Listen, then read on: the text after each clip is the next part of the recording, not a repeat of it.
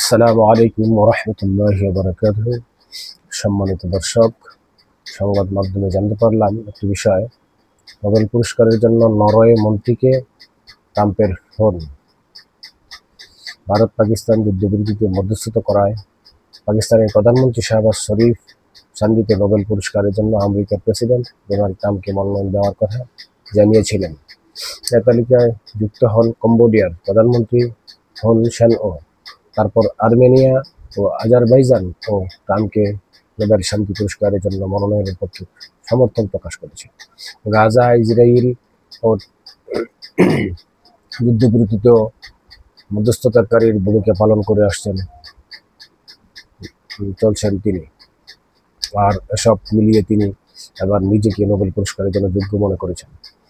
তাই তো নিজেই পুরস্কারটি চেয়েছেন নরওয়ে প্রধানমন্ত্রীর কাছে। নরওয়ে ব্যবসায়িক দৈনিক ডেগেন্স নায়ারিংস্লিপ বৃহস্পতিবার প্রকাশিত এক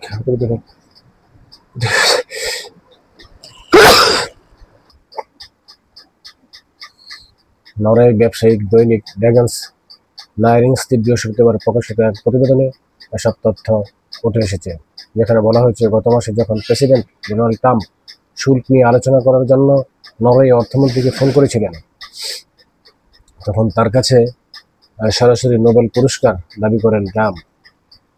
ইসরায়েল, পাকিস্তান এবং কম্বোডিয়া সহ বেশ কয়েকটি দেশ শান্তি চুক্তি বা যুদ্ধবিরতিতে মধ্যস্থতার জন্য ট্রাম্পকে মনোনীত করেছে। এছাড়া হোয়াইট হাউসের 4 জন পূর্বসূরির পাওয়া এই সম্মানটি তিনিও পাওয়ার যোগ্য বলে জানিয়েছেন।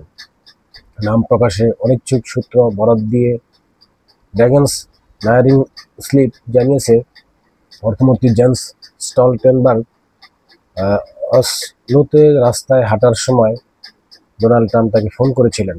শুল্ক নিয়ে আলোচনার এক পর্যায়ে সরাসরি নোবেল পুরস্কার চেয়ে বসেন।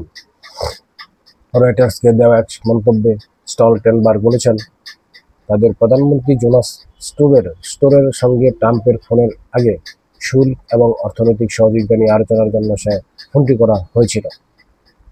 ট্রাম্প নোবেলের প্রসঙ্গ তুলেছিলেন কিনা এমন প্রশ্নের জবাবে স্টলটেনবার্গ বলেন, এই আলাপের বিষয়বস্তু নিয়ে আর বেশি কিছু বলবেন না তিনি।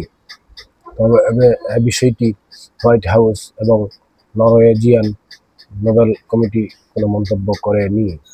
এ পুরস্কারের জন্য প্রতি বছর শত শত প্রার্থীকে মনোনীত করা হলেও চূড়ান্ত বিজয়ীদের নির্বাচন করে নরওয়েজিয়ান নোবেল কমিটি। নরওয়ের সংসদ এক কমিটির 5 সদস্যকে নিয়োগ দেন। প্রতি বছর অক্টোবরে নোবেল পুরস্কার ঘোষণা করে অসলো। ধন্যবাদ সবাইকে। আসসালামু আলাইকুম ওয়া রাহমাতুল্লাহি ওয়া বারাকাতুহু।